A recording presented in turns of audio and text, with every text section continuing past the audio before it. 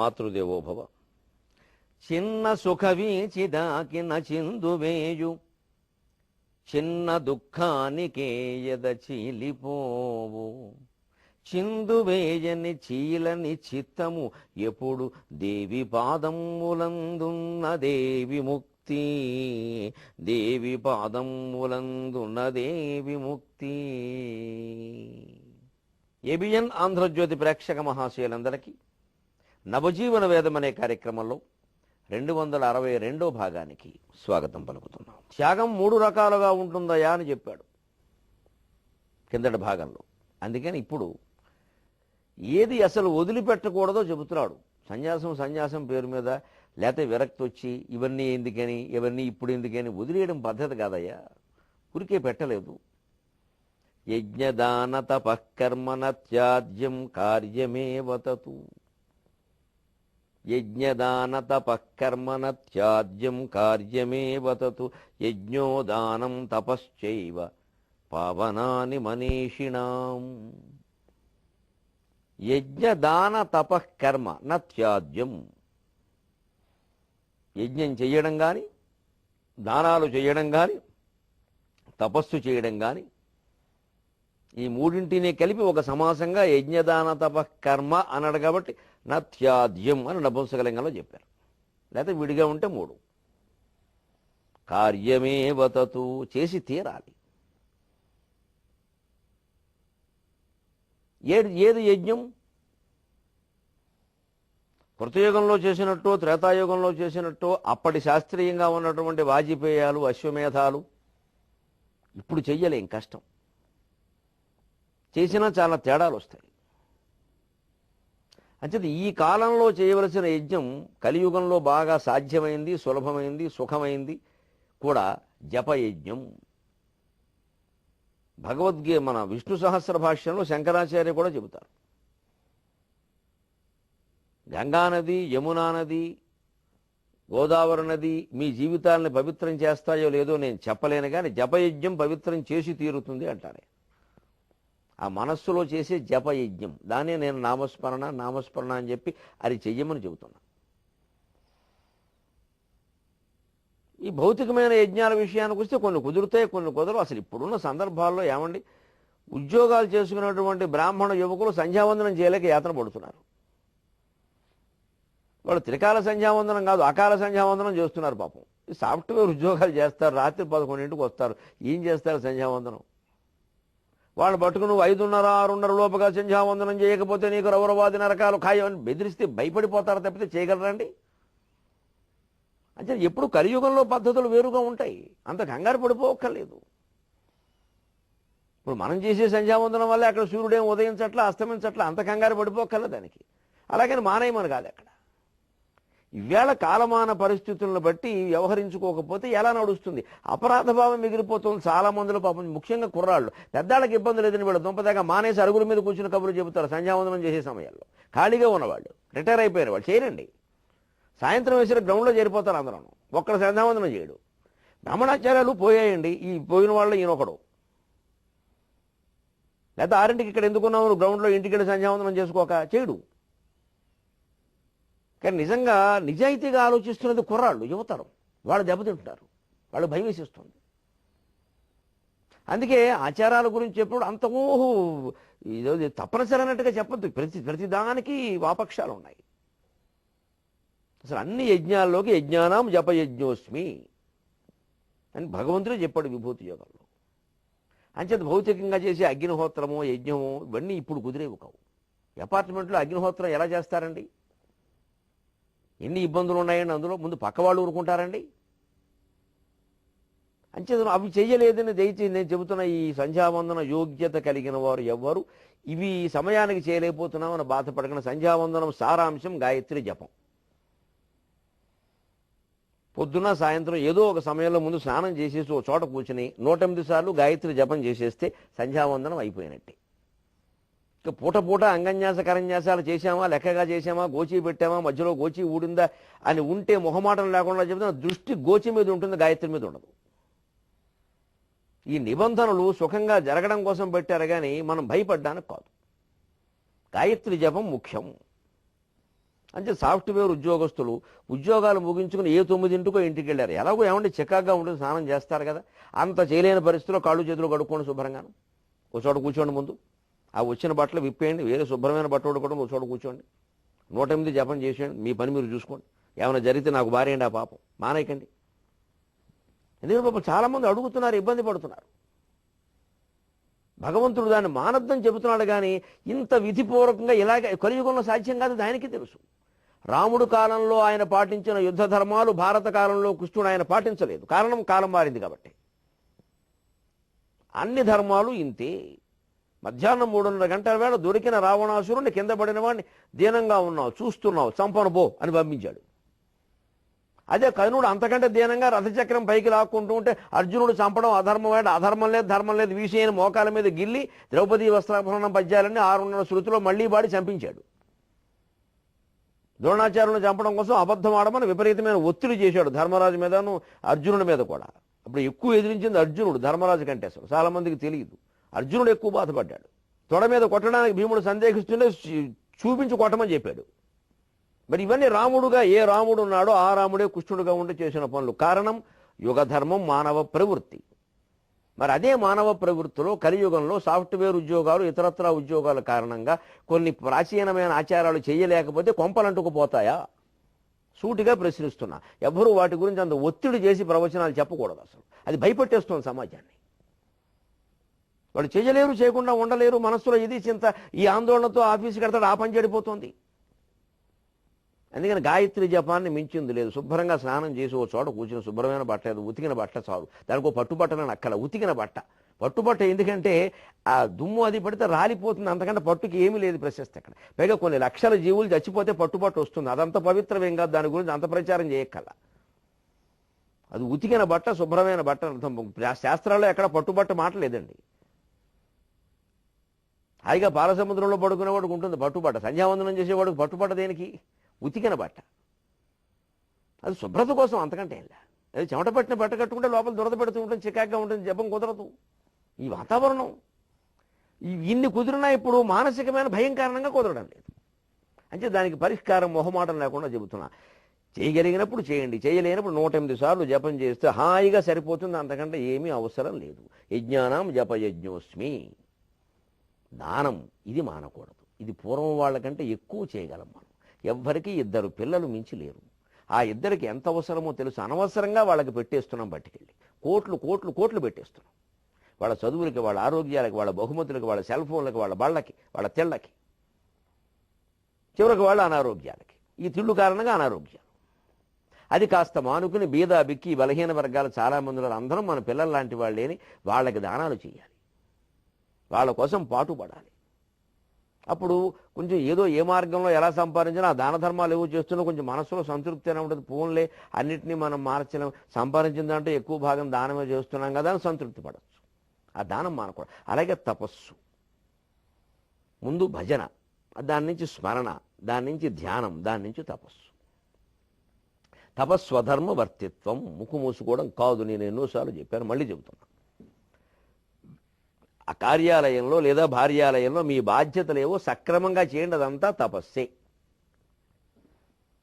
చివరికి సంతానాన్ని కరణం, దాంపత్య బంధాన్ని కూడా దాంపత్య యజ్ఞం అన్నారు మన వాళ్ళు. దాన్ని ఏం అపవిత్రం చెయ్యాల, దాంపత్య యజ్ఞం అన్నారు దాన్ని. ఏ క్రియని మానవలసిన అవసరం లేదు, ఏ సరసాన్ని మానవలసిన అవసరం లేదు. ఎక్కడ ఎలా ఉండాలో అలాగే ఉండాలి. భార్య దగ్గర సరసంగానే ఉండాలి, తల్లి దగ్గర గౌరవంగా ప్రేమగా ఉండాలి. యజ్ఞదాన తపకర్మణ త్యాజ్యం కార్యమేవతు యజ్ఞోదానం తపశ్చైవ పావనాని మనీషిణాం. ఏ యుగంలోనైనా ఏ కాలంలోనైనా చేసే విధానాల్లో కొంచెం మార్పు ఉంటే ఉండొచ్చు, కానీ అర్జున, మనిషిని ఎప్పుడూ బాగు చేసేవి ఈ జపయజ్ఞం, దాన ధర్మాలు, తన పని తాను శ్రద్ధగా చేయడం అనే తపస్సు. ఆ తన పని తాను శ్రద్ధగా చేస్తే, పని మీదే దృష్టి పెడితే, ఏకాగ్రంగా పని చేయడం అలవాటు పడితే ఏకాగ్రంగా భగవంతుని మీద దృష్టి పెట్టడం కూడా అలవాటు అవుతుంది. ఏకాగ్రంగా దృష్టి పెట్టడం అంటే ఒకసారి ఆలోచించండి, దేని మీద దృష్టి పెట్టకపోవడం, అసలు లోపలికి వెడితే విషయం అది. మీరు ఒకే వస్తువుని అలాగా తదేకంగా చూడండి, నిశ్చలమైపోతుంది మనస్సు. నిశ్చలమైపోతుంది మనస్సు. మనం అనుకుంటాం ఏదో మరోలా అనుకోవద్దు, ఒక ఉదాహరణ చెబుతున్నా సరదాకి, మీరు చేసి చూడండి. శ్రీ మహావిష్ణువు చిత్రం చూసినా, సినిమా నటి ఫోటో చూసినా నిశ్చలమైతే దృష్టి అది మోక్షమే. నేను బదలు కూడా చెబుతా. కాకపోతే ఏం జరుగుతుంది మన మనస్సులో గమ్మత్తు, సినిమా నటి ఫోటోను చూడగానే ఏవో ఆలోచనలు వచ్చేస్తాయి. మరి అది నిశ్చలం అవ్వలేదని అర్థం దానికి. శ్రీ మహావిష్ణువుని చూడగానే వచ్చే ఆలోచనలు వేరు. అంచేది ఈ ఆలోచనలు ఆ ఆలోచనలు ఏవీ లేకపోతే ఇది నిశ్చలమైనట్టే. నేను మొహమాటం లేకుండా చెబుతున్నా, ఎంత వయస్సు వాడిని. అనుష్క ఫోటో చూశాను నేను చిత్రజ్యోతిలో, ఒక భంగిమలో. అలా నిలిచిపోయింది చూపు. వెంటనే ఓ పద్యం వెళ్ళాను, కవిని అవధాన్ని ఎందుకు ఊరుకుంటాను నేను. కదల నీదు చూపు వదల నీదు మనసు, కదల నీదు చూపు వదల నీదు మనసు, అంగమంగమందు అతుకుకొనియే, అంగమంగమందు అతుకుకొనియే. నిశ్చలత్వమొకటే నిత్యముక్తిదమైన, నిశ్చలత్వమొకటే నిత్యముక్తిదమైన, నీవే ముక్తి కాన్క నిజమనుష్క. నిశ్చలత్వమొకటే నిత్యముక్తిదమైన, నీవే ముక్తి కాన్క నిజమనుష్క. ఈ పద్యం నేను మా అబ్బాయికి చూపించాను, మా ఆవిడికి చూపించాను. నేను చదువుకున్నాను, ఏమి నష్టమేం కలగల, కొంపలు అంటుకుపోలేదు. అసలు ఒక్కసారి నాకు అనిపించింది ఏమిటి అంటే, ఒక సౌందర్యాన్ని ఒక భంగిమ లేదో చూపిస్తే మన చూపు మనస్సు నిశ్చలం అవుతోంది కదా. ఈ నిశ్చలత్వమే కదా ముక్తి, నిశ్చలతత్వే జీవన్ ముక్తి. శ్రీ మహావిష్ణువును చూసినా మనకు కలగవలసింది ఇదే కదా. అది ఒక సినిమా నటిని చూస్తే కలిగితే ఎందుకు ముక్తి కాదు, ఇక్కడ బంధం ఎందుకు వస్తుందంటే, సినిమా నటిని చూడగానే మనం వేరే వేరే ఆలోచనలన్నీ పేరు చేసుకుంటున్నాం రకరకాలుగా. ఈ అందం మన సొంతం అయితే బాగుండు, ఇలాంటి అమ్మాయి లభిస్తే బాగుండు, ఈ అనుభవిస్తే బాగుండు, ఈ చెత్త అంతా వస్తుంది. ఈ చెత్త రాకపోతే ఏమీ తేడా లేదు రెండింటికి. దృషద్విచిత్రతల్పయోర్భుజంగమౌక్తికస్రజోహో, శివతాండవ స్తోత్రంలో శివుడు పేరు మీద రావణాసురుడు చెప్పింది అదే.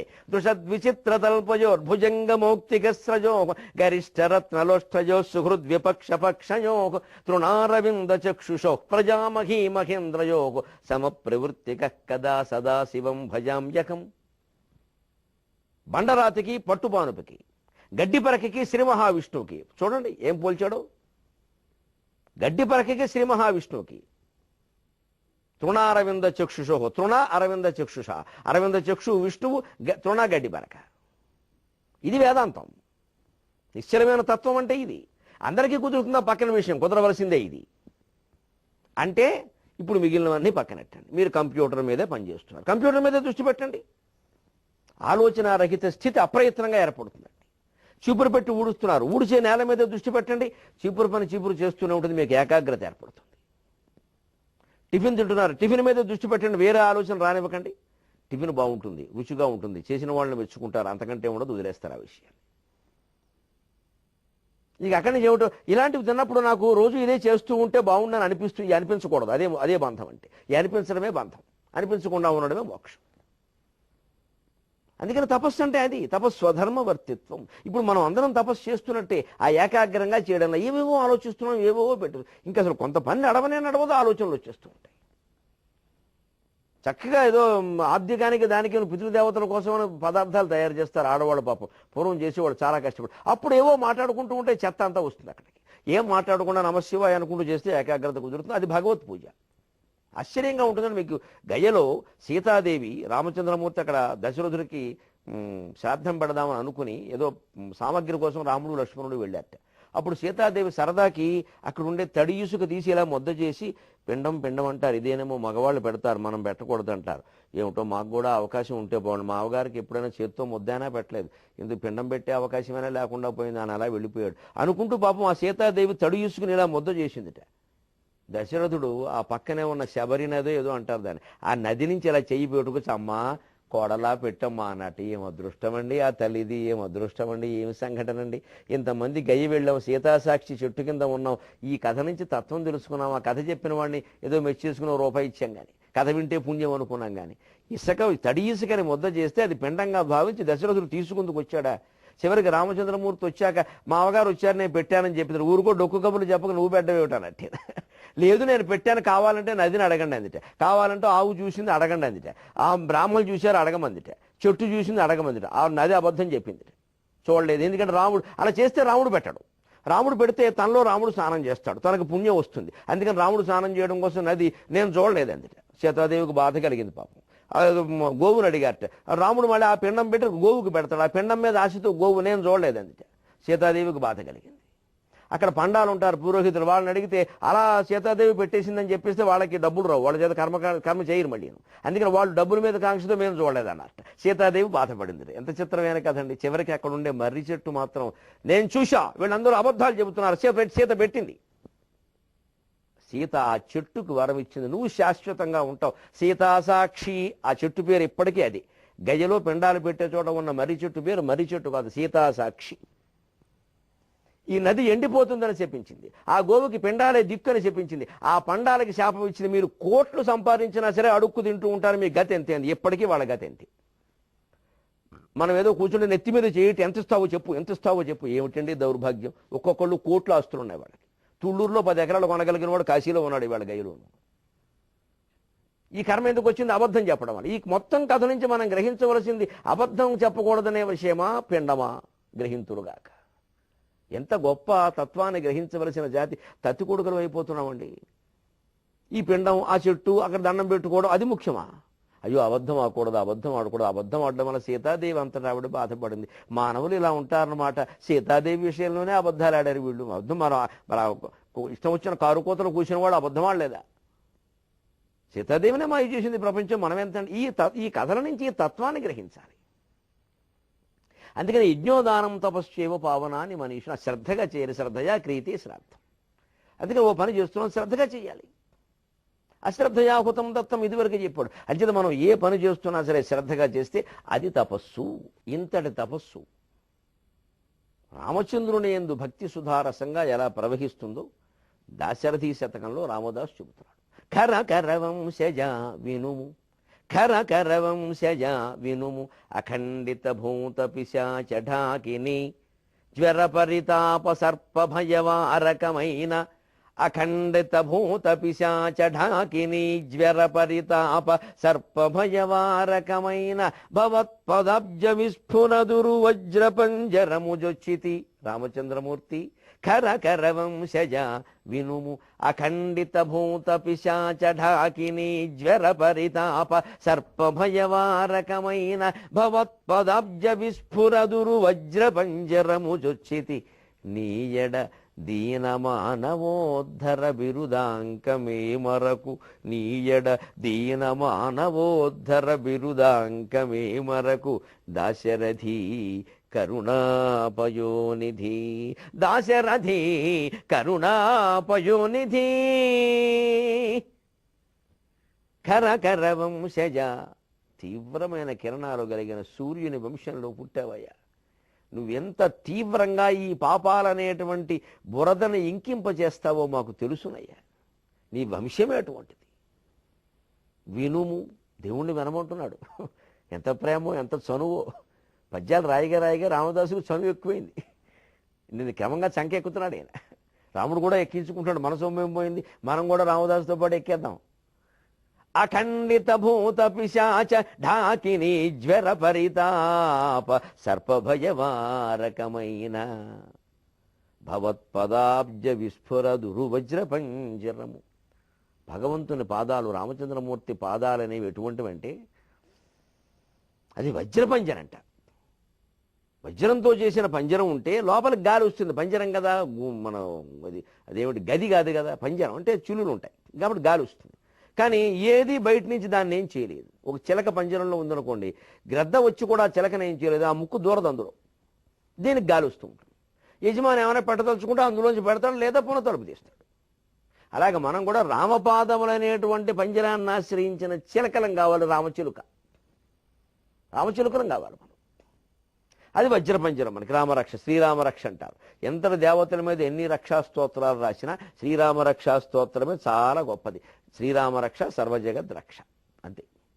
మంత్రం అంటే పంచాక్షర మంత్రం, స్తోత్రం అంటే రామరక్షా స్తోత్రం.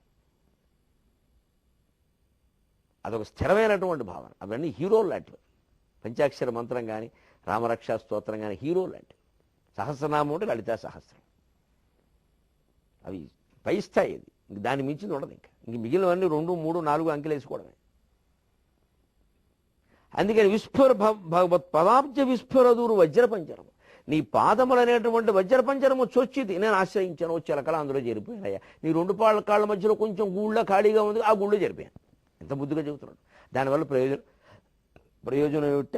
అఖండిత భూత పిశాచ ఢాకిని జ్వర పరితాప సర్ప భయవారకం. భూతాలు, పిశాచాలు, డాకిని శాకిని మొదలైన దెయ్యాలు. పిశాచాలు వేరు, ఈ డాకిని శాకిని వేరు, భూతాలు వేరు అని తేడాలు ఉన్నాయి. మనలో అనేక రకాల మానవులు ఉన్నట్టే వాటిలోనూ ఉన్నాయి. ఒక్కోసారి మిమ్మల్ని ఆవేశిస్తూ ఉంటే అది వేరే విషయం. భూతాలు, పిశాచాలు, శాకిని డాకిని మొదలైన గ్రహాలు, దుష్టగ్రహాలు, జ్వరాలు, భయంకరమైన టైఫాయిడ్ లాంటి జ్వరాలు, అమ్మవారు సోకిందంటారు అందుకే. పరితాపాలు, జీవితంలో కలిగే దుఃఖాలు, సర్పభయాలు, రకరకాల మృత్యు భయాలు, ఇవన్నీ పోగొట్టగలిగినటువంటిది భవత్పదాబ్జ విస్ఫురదురు వజ్రపంజరము. ఇవన్నీ పోగొట్టగలిగింది ఒక్కటేనయ్యా, నీ పాదములనేటువంటి వజ్రపంజరం. అది నేను చొచ్చితిని, ప్రవేశించాను, ఆశ్రయించాను, నీ పాదాలు ఆశ్రయించాను అని మళ్ళీ ఒక్క మాట. మరి భక్తులు ఎంతైనా మనిషికి తనకుండే భయం కాపాడతాడో కాపాడడో ఒక అనుమానం ఉంటుంది కదా. ఇగో నువ్వు నన్ను కాపాడలేదనుకో నీకుండే బిరుదులన్నీ పోతాయి, నిన్ను 10 మందిలో పిలిచి అవమానిస్తారు. ఎందుకు ఈ బిరుదులని? ఇచ్చిన పద్మశ్రీ లాగేసుకుంటాను. ఎందుకో తెలుసా? ఆయనకున్న బిరుదు ఏమిటా? నీ ఎడ దీనమానవోద్ధర బిరుదాంకమేమరకు. దీనమానవోద్ధర బిరుదాంకము, పతిత పావనుడు, పరమపావనుడు, దీనోద్ధారకుడు అని నీకు బిరుదులున్నాయి. నన్ను గనక కాపాడకపోతే ఆ బిరుదులన్నీ లాగేసుకుంటారు కేంద్ర ప్రభుత్వం వాళ్ళు. జాగ్రత్త. ఇంత చమత్కారంగా ఉంటుంది కవి. నీ ఎడ దీనమానవోద్ధర బిరుదాంకమేమరకు. అది ఉందయో మర్చిపోకో, అందుకోసమైనా కాపాడు. అందుకే మరి ఎవరినైనా ఇప్పుడు బాగా ఏదో కోటీశ్వరుని దగ్గర ఏమంటే ఎందుకంటే పెద్ద పెద్ద కోటీశ్వరులు బిరుదులు పెట్టుకుంటారు, దేనికండి ఎవరికే ఇవ్వడానికి అని అంటాం కదా. మరి లేకపోతే ఏదో మాపోటు కాలంటే ఏమంటే ఇంత జ్ఞానం ఉందని చెప్తారు, మాకేం చెప్పినప్పుడు ఎందుకంటే మీకు ఆ జ్ఞానం అంటాం కదా. అలాగా నీకు దీనమానవోద్ధర అని బిరుదుని గుర్తుపెట్టుకో, అలా వదిలే ఊరికాను అని చెబుతాను. దీనమానవోద్ధర బిరుదాంకమే మరకు దశరథి కరుణాపయోనిధి కరకర వంశజా వినుము అఖండిత భూత పిశాచ ఢాకిని జ్వర పరితాప సర్పభయవారకమైన భవత్పదాబ్జ విస్ఫురదురు వజ్ర పంజరము చుచితే నీయడ దీనమానవోద్ధర బిరుదాంకమే మరకు దశరథి కరుణాపయోనిధి. ఇందులోనే కరుణాపయోనిధి అనడంలో ఉద్దేశం, పయోనిధి అంటే సముద్రం. దాశరథికి ఇదివరకు ఒకసారి చెప్పుకున్నాం. ఇప్పుడు పయోనిధి అంటే సముద్రం.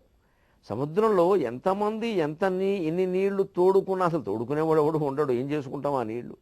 ఎంత తోడుకున్నా సూర్యుడు వేసవకాలంలో తన కిరణాల చేత సముద్రంలోని నీటిని ఎన్ని గ్యాలన్లు, ఎన్ని రకాల ఏదో క్యూబిక్ మీటర్లో ఏదో టీబీలేవో దాంతో హరించేసిన అంచేతను కరుణకి సముద్రమైనటువంటి రామచంద్రమూర్తి ఎంత కరుణ ఎంతమందికి పంచిపెట్టినా నీలో ఉంటుందయ్యా బాబు, పంచిపెట్టేస్తే అయిపోతుందేమో అని పిసినుగొట్టు వాళ్ళ ఆలోచించద్దయ్యా. అంచేత ఎంతమందికి ఎంత దయ పంచిపెట్టినా దయా సముద్రుడివి కాబట్టి నీలో ఇంకా దయ ఉంటుందయ్యా, అందుకని పిసినుగొట్టు వాళ్ళ ఆలోచించవద్దు అని రామచంద్రమూర్తిని మనల్ని కాపాడే విధంగా ప్రేరేపించడం ఒక రకంగా. అందుకని దీనమానవోద్ధర బిరుదాంకమేమరకు. నీకు ఆ బిరుదు ఉందనే విషయం మర్చిపోకనైనా అసలే కరుణా పయోనిధివి అంటున్నాడు. అలాగే మనం కూడా ఆ దాశరథి శతక పద్యాల ద్వారా భగవంతుడు ఈ మోక్ష సన్యాస యోగంలో చెబుతున్నటువంటి యజ్ఞ దాన తపకర్మ, జపయజ్ఞం, దాన ధర్మాలు, అలాగే మన బాధ్యతలు సక్రమంగా చేయడం అనేటువంటి తపస్సు, అలాగే నామస్మరణ ద్వారా క్రమంగా ఏకాగ్రత కుదిరేలా చేసుకుని చేసేటువంటి తపస్సు చేసి యజ్ఞోదానం తపస్సేవ పావనాని మనీషిణాం. పైగా ఈ తపశ్శబ్దం నపుంసకలింగం. దాని మీద మనం కాస్త చమత్కారంగా ఆలోచిస్తే తపస్సు చేస్తే స్త్రీ కాదు పురుషుడు కాదు, ముందు నేను స్త్రీని నేను పురుషుణ్ణి అనే విషయం మరిచిపోతేనే ఆ ఏకాగ్రత తపస్సు కుదురుతాయి. అలాగే ఏకాగ్రమైనటువంటి తపస్సు మన కార్యక్రమం ద్వారానే, మన కర్తవ్యాన్ని నిర్వహించడం ద్వారానే చేసేటువంటి ప్రయత్నం చేద్దాం. మళ్ళీ 23:30 గంటల్లో కలుద్దాం. అంతవరకు తెలుగులో మాట్లాడదాం.